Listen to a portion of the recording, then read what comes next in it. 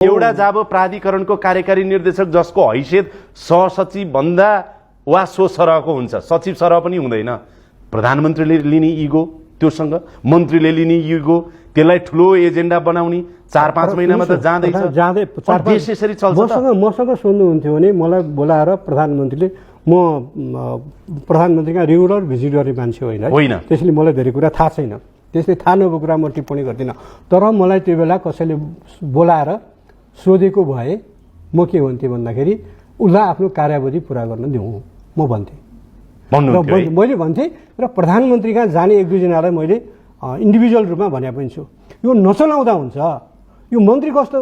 त्यसैले म आफू के भन्छु भन्दाखेरि नि एउटा कुरा मान्यज्यू तपाईले यस्ता कुरा म होइन। अब पार्टीको जुन म अलिकति मैले एउटा पार्टीको नि एउटा कल्चरमा हुर्किएको मान्छे हुँ। म तपाईँलाई भन्छु, म जे कुरा लाग्छ पहिला पार्टीको फोरममा भन्नुपर्छ भन्ने मान्यता राख्छु र उठाउनु भएन भनेर सोधेको मैले तपाईलाई। मैले त्यो फोरमै पाइनँ।